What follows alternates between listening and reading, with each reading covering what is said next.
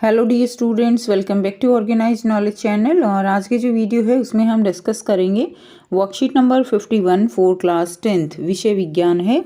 और ये वर्कशीट आपके लिए 22 दिसंबर 2021 के लिए शेड्यूल की गई है।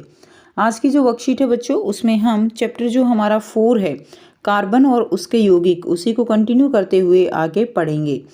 वर्कशीट शुरू करने से पहले प्लीज़ चैनल को सब्सक्राइब कर दीजिए, बेल आइकन को भी प्रेस कर लो ताकि आपको आने वाले वीडियोस की नोटिफिकेशन वो समय से मिल जाए। देखिए आज की वर्कशीट में क्या दिया गया है। संतृप्त एवं असंतृप्त कार्बन यौगिक। ठीक है, संतृप्त और असंतृप्त कार्बन यौगिक क्या होते हैं। हम अब तक पढ़ चुके हैं कि हाइड्रोकार्बन जो है वे अणु हैं जिनमें कार्बन एवं हाइड्रोजन परमाणु पाए जाते हैं। यानी जैसे कि मीथेन, इसके अंदर कार्बन और हाइड्रोजन जो है क्या है, परमाणु है। तो ये क्या है, ये हाइड्रोकार्बन है जो एक दूसरे के साथ आबंधित रहते हैं। इनमें दूसरे परमाणु हो भी सकते हैं और नहीं भी। अब इसके अंदर कोई और परमाणु नहीं है कार्बन और हाइड्रोजन को छोड़कर, तो इसमें हो भी सकते हैं और नहीं भी हो सकते हैं। ठीक है, ये हाइड्रोकार्बन दो भागों में वर्गीकृत किए जा सकते हैं। एक है संतृप्त और दूसरा क्या है, दूसरा है असंतृप्त हाइड्रोकार्बन। हाइड्रोकार्बन के प्रकार के बेस पे हम पढ़ेंगे। तो देखिए, संतृप्त हाइड्रोकार्बन वे हाइड्रोकार्बन जिनमें हाइड्रोजन एवं कार्बन परमाणु परस्पर एकल आबंध द्वारा बंधित होते हैं। यानी कार्बन कार्बन के बीच में जब एकल आबंध होता है उसको हम संतृप्त हाइड्रोकार्बन कहेंगे। और इनको हम कॉमन जो नेम होगा एल्केन कहेंगे। ध्यान रखेंगे बच्चों, एल्केन कहेंगे, जिसका कॉमन फॉर्मूला रहेगा CnH2n+2। ठीक है, यहाँ पे n क्या है, n है number of carbon atom, carbon परमाणुओं की संख्या कितनी है। अगर मैं n की वैल्यू 1 रखती हूँ तो यहाँ पे क्या बनता है, CH4 बनता है। अगर मैं n की वैल्यू 2 रखती हूँ तो यहाँ पे बनता है C2H6। तो इस तरह से सभी सदस्य जो है इसके बन जाते हैं। ठीक है, CH4 जिसको हम क्या कहते हैं, मीथेन कहेंगे। अगर कार्बन नंबर 1 है तो उसके लिए हम मिथ का यूज़ करते हैं। ये टेबल आपकी बुक में दी गई है जहाँ से आप पढ़ सकते हो। अगर कार्बन का नंबर 2 है उसको हम इथ कहेंगे। कार्बन का नंबर 3 है तो हम प्रॉप कहेंगे। 4 है तो ब्यूट कहेंगे। 5 है तो पेंट कहेंगे। 6 है तो हेक्स कहेंगे। क्लियर है। तो इसी तरह अगर हम बात करें एल्केन, पीछे क्या लगा, पीछे लगा एन, तो मिथ एन, इथ एन, प्रॉप एन, इस तरह से इसके फॉर्मूले बन जाएंगे। अब उसके बाद हम बात करें असंतृप्त हाइड्रोकार्बन की, तो वे हाइड्रोकार्बन जिनमें सभी कार्बन परमाणु परस्पर द्वि या त्रिआबंध द्वारा जुड़े होते हैं उनको हम असंतृप्त हाइड्रोकार्बन कहेंगे। ये संतृप्त कार्बन यौगिकों की तुलना में क्या होते हैं, अधिक क्रियाशील होते हैं। ठीक है, अधिक क्रियाशील होते हैं क्योंकि इनके अंदर द्विआबंध और त्रिआबंध होते हैं। अगर इसके अंदर द्विआबंध है उसके लिए हमारा जो जनरल फॉर्मूला होगा वो रहेगा CnH2n। अगर त्रिआबंध है तो CnH2n-2। एक आबंध यहाँ पे बढ़ता है तो 2 हाइड्रोजन कम हो जाती हैं, क्योंकि एक आबंध का मतलब है 2 इलेक्ट्रॉन। ठीक है, एक आबंध का मतलब क्या है, 2 इलेक्ट्रॉन। इसीलिए एक आबंध यहाँ पे घटने बढ़ने से क्या होगा, यहाँ पे 2 हाइड्रोजन जो है वो कम हो जाएंगी। जब आप इसको आगे इसके आप करोगे तो आपको ये क्लियर रहेगा, समझोगे। ठीक है, अब देखिए इसी तरह एल्कीन बनेगा तो पीछे क्या लगेगा, इसमें हमने एन लगाया तो इसमें एन लगेगा अगर द्विआबंध है, आइन लगेगा अगर त्रिआबंध है। तो एल्कीन यानी अगर हम देखें CnH2n, इसमें कार्बन n की वैल्यू अगर हम 2 रखें तो हमारे पास फॉर्मूला बनता है C2H4। अब आप सोचोगे कि हम 1 क्यों नहीं रख सकते।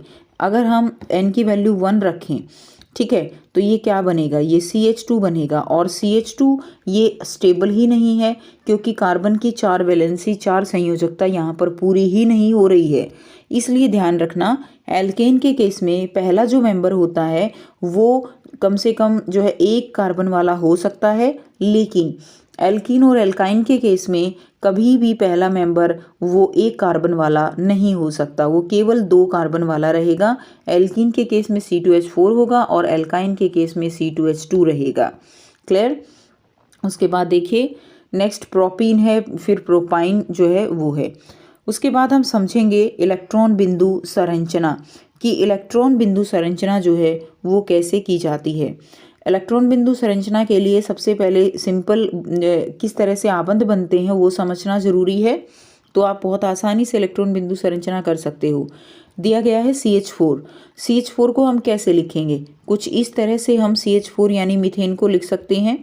अब देखिए, कार्बन है, कार्बन के पास कितने इलेक्ट्रॉन हैं? कार्बन के पास है 4 इलेक्ट्रॉन। अगर हम हाइड्रोजन की बात करें तो हाइड्रोजन के पास भी है 1 इलेक्ट्रॉन। तो 4 जो है इसके साथ क्या लग गई? हाइड्रोजन लग गई। अब हाइड्रोजन को अपने 2 पूरे करने हैं, तो ये कार्बन के साथ 1-1 इलेक्ट्रॉन लेके और अपने हाइड्रोजन पूरे कर लेगा। कार्बन को अब 8 पूरे करने हैं, 4 तो इसके अपने पास हैं और 4 जो है ये 1-1 हाइड्रोजन से लेके अपने 8 जो है पूरे बॉन्ड ये आबंध बना लेता है। तो इस तरह से इलेक्ट्रॉनों का दिखाना इलेक्ट्रॉन बिंदु संरचना कहलाती है। और एक आबंध का मतलब मैंने आपको बताया, एक आबंध का मतलब होता है 2 इलेक्ट्रॉन। ठीक है। इसके बाद देखिए, एथेन का आप खुद से ट्राई करोगे। अब हम बात करते हैं एथीन की। तो एथीन का फॉर्मूला होता है C2H4। पहले हम वैसे ही आबंध बना लेंगे। देखिए C2 है तो इसमें क्या होगा? एथीन है तो कार्बन कार्बन के बीच में डबल बॉन्ड रहेगा, द्विआबंध रहेगा और इस तरह से 4 हाइड्रोजन लग जाएंगी। अब बहुत ही ज़्यादा सिंपल है। कार्बन बनाइए 2 और उनके बीच में 2 जो है आबंध हैं, तो 2 इलेक्ट्रॉन आपस में जो है आबंध बनाएंगे। इसी तरह इसके पास 1 है, हर एक के पास 4-4 इलेक्ट्रॉन हैं। ठीक है। अब अगर हम बात करें यहाँ पे हाइड्रोजन की, तो 1-1 हाइड्रोजन के पास है। क्लियर? जो इसके साथ हाइड्रोजन जुड़े हुए हैं, ये हाइड्रोजन है, ये हाइड्रोजन है, यहाँ हाइड्रोजन है और यहाँ है। अब हाइड्रोजन जो है क्या करेगा? इसके साथ 2-2 पूरे कर लेगा। क्लियर? और कार्बन जो है वो हाइड्रोजन के साथ मिलके, ये वाला कार्बन, अब ये वाला कार्बन है तो ये इसके साथ मिलके तो जो है पूरे कर लेगा। 4 तो इधर से हो गए, 5, 6 और 7, 8 और इसी तरह से ये वाला कार्बन जो है यहाँ से पूरे कर लेगा। ठीक है। तो जब आप बनाओगे बच्चों, प्रैक्टिस करोगे तो ये आपको बहुत आसानी से जो है क्लियर हो जाएंगे। इसी तरह अगर हम बात करें एल्काइन या एथाइन की, एथाइन में भी क्या होगा? कार्बन कार्बन के बीच में त्रिआबंध होगा, तो इस तरह से 3-3 इलेक्ट्रॉन यहाँ पे शेयर हो जाएंगे। अब यहाँ पे हाइड्रोजन रहेगा, 1 हाइड्रोजन का रहेगा, हाइड्रोजन अपने 2 पूरे यहाँ से कर लेगा और कार्बन अपने 6 तो यहाँ से हो जाएंगे और 2 यहाँ से, इसी तरह 6 यहाँ से और 2 यहाँ से, इस वाले कार्बन की भी। और क्या बन जाएगा? कार्बन कार्बन के बीच में त्रिआबंध है तो इसको हम एल्काइन कहेंगे। ठीक है। उसके बाद नेक्स्ट दिया गया है श्रृंखलाएं, शाखाएं और वलय। बच्चों आपका ये जो प्रिंट है वर्कशीट का, ये बिल्कुल क्लियर नहीं है। ठीक है। तो ये ऐसा ही है। उसके बाद देखिए, अब कार्बन कार्बन आपस में जुड़ के क्या बनाते हैं? श्रृंखलाएं बनाते हैं, शाखाएं बनाते हैं या वलय बना सकते हैं। श्रृंखलाएं क्या है? जिसमें कार्बन परमाणु जो है मीथेन, इथेन, प्रोपेन यानी जो एल्केन है वो क्या है? जैसे ये मीथेन दिया गया है तो ये जो इस तरह के स्ट्रक्चर बनाते हैं उनको हम क्या कहते हैं? उनको हम श्रृंखलाएं कहते हैं। इसमें कितने भी कार्बन परमाणु हो सकते हैं। उसके बाद है शाखाएं। तो क्या होता है? शाखाएं होती है, जैसे पेड़ की शाखाएं होती हैं, इसी तरह कार्बन कार्बन की क्या निकल जाएं? शाखाएं अगर निकल जाएं ऐसे तो वो शाखाएं कहलाएंगी। वलय का मतलब क्या है? कि एक रिंग बन जाए तो वो क्या कहलाएगी? वलय कहलाएगी। तो 4 कार्बन परमाणुओं से बने ब्यूटेन के कंकाल बनाए तो 2 कंकाल बनेंगे। देखिए, अगर हमारे पास 4 कार्बन हैं तो इस तरह से 4 कार्बन आपस में जुड़ जाएंगे। एक तो तरीका ये हो सकता है जुड़ने का, दूसरा तरीका ये हो सकता है कि ये ऐसे शाखाओं के रूप में भी जुड़ जाएं। अब इसमें क्या होगा? जब आप इसकी जो आबंध हैं वो हाइड्रोजन लगा के पूरे करोगे तो आप पाओगे कि दोनों का फॉर्मूला ही C4H10 है। ठीक है। कितना है? C4H10। लेकिन ये और ये दोनों के जो इनका जो स्ट्रक्चर है, ठीक है, कंकाल है, वो अलग अलग है, लेकिन सूत्र दोनों का समान है। तो ऐसे जो संरचनाएं होती हैं जिनका आणविक सूत्र तो समान हो लेकिन उनकी संरचनाएं जो हैं वो अलग अलग बने, उनको हम क्या कहते हैं? वो संरचनात्मक समावयव कहलाते हैं। जैसे ये 2 जो है ब्यूटेन के संरचनात्मक समावयव हैं। उसके अलावा आपको बुक से पेंटेन के संरचनात्मक समावयव भी करने हैं जो कि बहुत ही इम्पोर्टेंट हैं, जो बुक में दिए गए हैं। उसके बाद है बच्चों वलय। वलय में क्या होता है? कार्बन के परमाणु जो है वो एक ऐसे आकार में व्यवस्थित होते हैं जिसमें रिंग बन जाए। ठीक है। जैसे अब ये एकल आबंध वाले भी हो सकते हैं और द्विआबंध वाले भी हो सकते हैं, यानी संतृप्त भी हो सकते हैं और असंतृप्त भी हो सकते हैं। अब देखिए संतृप्त की अगर हम बात करें तो C6H6, ठीक, C6H12, क्लियर, C6 क्या हो जाएगा, C6H12, जिसको हम क्या कहते हैं, साइक्लोपेंटेन, ठीक, साइक्लोहेक्सेन। तो इसके अंदर क्या होगा, 6 कार्बन जो हैं वो आपस में ऐसे क्या होंगे, जुड़े हुए होंगे, क्लियर है, 6 कार्बन, और दो दो इनके साथ क्या रहेंगे, हाइड्रोजन रहेंगे आबंध पूरे करने के लिए। तो ये हो गया संतृप्त। अब अगर हम असंतृप्त की बात करें तो बेंजीन, C6H6। तो बेंजीन के केस में क्या होता है, एक एक जो है डबल बॉन्ड होता है और हर एक के साथ एक एक हाइड्रोजन जो है वो लग जाता है। ये कैसा हो गया, द्विआबंध के कारण ये असंतृप्त हो जाता है, ठीक है। उसके बाद नेक्स्ट देखिए, अब हम यहाँ पे अभ्यास करेंगे, ठीक है। आपको 4 क्वेश्चंस यहाँ पर दिए गए हैं। पहला प्रश्न है, पेंटेन प्रोपीन के इलेक्ट्रॉन बिंदु संरचना और आबंध युक्त संरचना का चित्रण कीजिए। तो आपको पेंटेन और प्रोपीन जो है वो आपको बनाना है।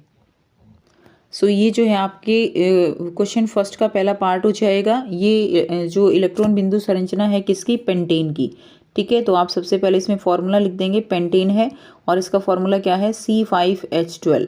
अब इसकी इलेक्ट्रॉन बिंदु संरचना ये बन जाएगी। अगर आप इसका सिंपल स्ट्रक्चर बनाएंगे तो बहुत आसान है। 5 कार्बन को ऐसे लाइन में लगा दीजिए और इसके साथ जो है कितने हाइड्रोजन जुड़ जाएंगे, 3 हाइड्रोजन इसके साथ जुड़ जाएंगे। इस तरह से आप स्ट्रक्चर बनाएंगे। एक एक हाइड्रोजन जो है इसके साथ रहेगा, हर एक के साथ, क्लियर है, हर एक के साथ एक एक हाइड्रोजन रहेगा और फिर 3 हाइड्रोजन जो है वो इसके साथ हो जाएंगे। और इस तरह से आप इलेक्ट्रॉन बिंदु संरचना बना सकते हैं, ठीक है। हर एक कार्बन के साथ जो है हाइड्रोजन ऐसे जुड़े हुए हैं और ये सिंपल स्ट्रक्चर आप इसका बना सकते हैं। नेक्स्ट देखिए, अब हम करेंगे पेंटेन। नेक्स्ट है प्रोपीन, ठीक है। अगला क्या है, प्रोपीन है। तो प्रोपीन का फॉर्मूला क्या रहेगा, C3H6 जो है प्रोपीन का फॉर्मूला रहेगा, ठीक है। प्रोपीन का जब हम इस तरह से बनाएंगे, संरचना बनाएंगे, तो ये देखिए CH3CH 3 कार्बन हमने लिए और इस तरह से हाइड्रोजन लगा के उसकी संयोजकता पूरी कर देते हैं। ऐसे ये स्ट्रक्चर बनेगा और फिर ये इलेक्ट्रॉन किसके रहेंगे, ये हाइड्रोजन के इलेक्ट्रॉन रहेंगे। जैसे हमने यहाँ पे बनाया है वैसे ही हम यहाँ पे हर एक के साथ 2-2 इलेक्ट्रॉन जो है वो बना के और इसको पूरा कर देंगे और इस तरह से ये क्या हो जाएगा, ये अपने हाइड्रोजन, जैसे हाइड्रोजन ने पूरे कर लिए अपने इलेक्ट्रॉन, ऐसे ही क्या होगा, कार्बन जो है वो अपने इलेक्ट्रॉन ऐसे काउंट करके आप इसके पूरे कर दोगे, इसके पूरे कर दोगे, ऐसे काउंट करते हुए ऐसे कंप्लीट इसके कर दोगे। तो जैसे हमने अभी सीखा वो आप सीखोगे, ठीक है। प्रैक्टिस करोगे, ज़्यादा से ज़्यादा प्रैक्टिस करोगे तो बहुत आसान है बच्चों इनको सीखना। तो ये जो है आपका इलेक्ट्रॉन बिंदु संरचना हो जाएगी प्रोपीन की। उसके बाद दूसरा प्रश्न है, एथीन इलेक्ट्रॉन बिंदु संरचना और आबंध युक्त संरचना का चित्रण कीजिए। इसकी संयोजकता को संतुष्ट करने के लिए 2 कार्बन परमाणुओं के बीच कितने आबंध आवश्यक हैं। तो देखिए कार्बन जो है वो क्या है, चतुर्संयोजी है, 4 संयोजकता पूरी करनी होती है। इसमें 4 में से 3 संयोजकता हाइड्रोजन अणु के द्वारा संतुष्ट कर दी जाती हैं और बाकी बची हुई 1 संयोजकता कार्बन कार्बन एक के एक आबंध से संतुष्ट की जाती है। तो ये क्या है हमारे पास, ये जो है इथेन है। तो इसका हमें बिंदु संरचना और आबंध युक्त संरचना बनानी है। तो ये तो हो गई बिंदु संरचना, और आबंध युक्त संरचना हम कैसे बनाएंगे, इसके साथ हाइड्रोजन लगेगा, इसके साथ हाइड्रोजन, ये हाइड्रोजन, टोटल कितने हाइड्रोजन रहेंगे, 6 हाइड्रोजन लगेंगे। फॉर्मूला क्या है, C2H6, ठीक है, ये हमारा फॉर्मूला है। तो 2 कार्बन और 6 हाइड्रोजन। अब हर एक के साथ जो है इसी तरह से इलेक्ट्रॉन लगा के और इनको जो है आप इस तरह से पूरा कर दोगे, ठीक है। तो ये आपका सेकंड क्वेश्चन का उत्तर हो जाएगा। नेक्स्ट देखिए थर्ड जो क्वेश्चन है आपका, साइक्लोपेंटेन का आणविक सूत्र लिखिए और आबंध युक्त संरचना का चित्रण कीजिए। तो आपको साइक्लोपेंटेन का आणविक सूत्र लिखना है और आबंध दिखाना है। सो यहाँ से इसका आंसर करेंगे। जो साइक्लोपेंटेन है उसका फॉर्मूला रहेगा C5H10, ठीक है। और ये जो है इसका क्या रहेगा, फॉर्मूला रहेगा और ये इसका संरचना रहेगी। और इस तरह से आप इलेक्ट्रॉन बिंदु संरचना इसकी बना सकते हो बच्चों। जैसे जैसे ये बनाया गया है इसी तरह इलेक्ट्रॉन दिखा के और आप इसकी इलेक्ट्रॉन बिंदु संरचना बना लेंगे, ठीक है।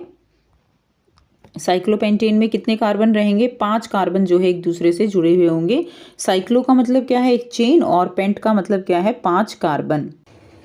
नेक्स्ट देखिए क्वेश्चन नंबर 4 है, संतृप्त और असंतृप्त हाइड्रोकार्बन में अंतर लिखिए। यहाँ से बच्चों आप कर लेंगे। देखिए हाइड्रोकार्बन और संतृप्त और असंतृप्त में अंतर आपको करना है।